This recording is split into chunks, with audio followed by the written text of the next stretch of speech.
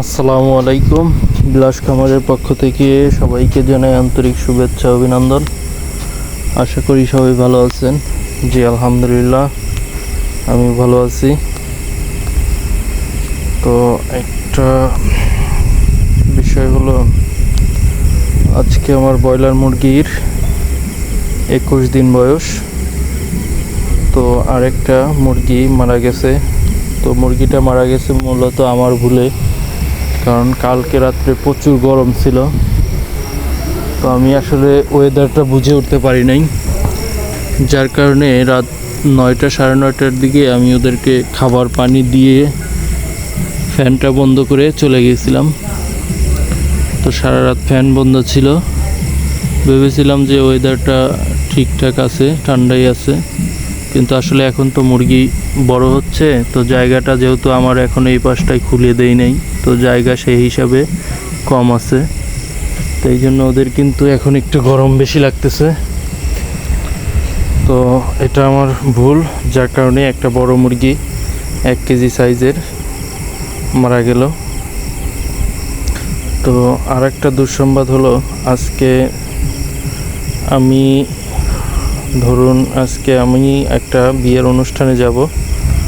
তো এখানে আজকে আমি থাকতে পারবো না, যদিও আমার খামার টেক কেয়ার আমার ছোট ভাই করবে।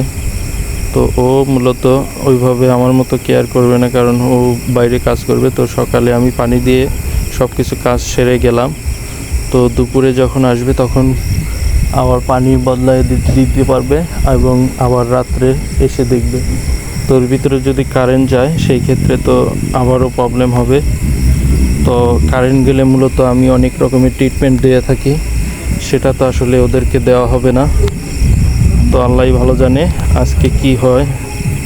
তো ভিডিওটা এটা আমার সকাল 8:30টায় ভিডিও ধারণ করা।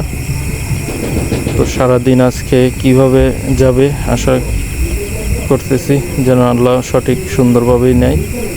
আর নিচে টাইগার মুরগিগুলো, কারণ ওগুলোই এখন ডিম পাড়ার প্রায় উপযোগী, হয়তো 15 দিন 1 মাসের ভিতরেই ডিম পাড়ার কথা। তো এখন আর কিন্তু রাত্রে ফ্যান বন্ধ করা যাবে না, কারণ ওয়েদারটা এখন সর্বনিম্ন তাপমাত্রা 32-34 ডিগ্রি। এটা রাত্রেও থাকবে 30 থেকে 32 ডিগ্রি, যেটা এই সময় ব্রয়লার মুরগির জন্য অসহনীয়। এই জন্য অবশ্যই ফ্যান দিয়ে রাখতে হবে রাত্রেও। তো দেখা যাক, আমি তো সব কিছু বলে দিয়ে গেলাম, তারপরেও দেখা যাক বাকিটুকু কি হয়। তো মুরগিগুলো মাশাআল্লাহ আজকে ওজন করতে চাইছিলাম, কিন্তু আসলে এত সকালে ওজন করে আপনাদেরকে সঠিক জিনিসটা আমি জানাতে পারবো না। তো ইনশাআল্লাহ কালকে আমি সন্ধ্যার পরে বা সন্ধ্যার ভিতরেই আসব। তো এসেই আমি মুরগিগুলোকে আবারও ওজন করে আপনাদেরকে জানাবো কালকে। তাহলে 22 দিনে আপনারা ওজনের ভিডিওটাও পাবেন। তো সবাই দোয়া করবেন যেন কোনো প্রবলেম না হয়। তো এখন পর্যন্ত আমার আগে একটা মুরগি মারা গেছিলো, আর আজকে একটা মুরগি রাত্রে মারা গেছে। তো সেই হিসাবে 2টা মুরগি মারা গেল।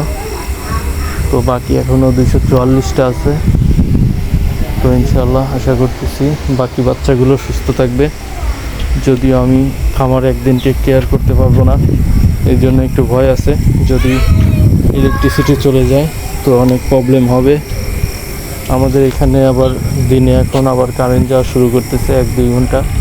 তো আসলে ওই টাইমে কারেন্ট গেলে মুরগি আসলে প্রবলেম হয়ে যায় দিনে। রাত্রে কারেন্ট গেলে সমস্যা হয় না, বাট দিনে কারেন্ট গেলে খুবই প্রবলেম। তো আসলে একটু টেনশনের বিষয়।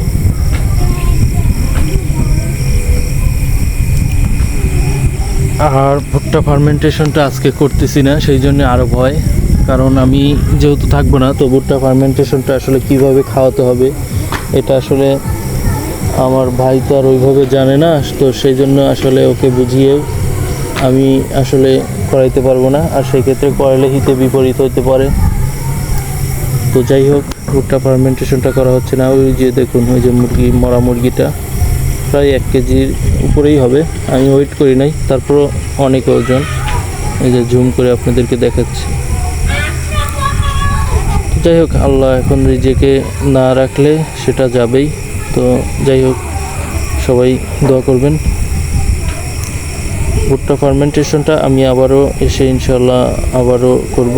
তো আজকে একদিন গ্যাপ এবং কালকেও গ্যাপ যাবে, কারণ আমি তো আজকে চলে যাচ্ছি, তো সেই জন্য কালকে করি নাই। তো আজকে না করলে কালকেও তো খাওয়াতে পারবো না।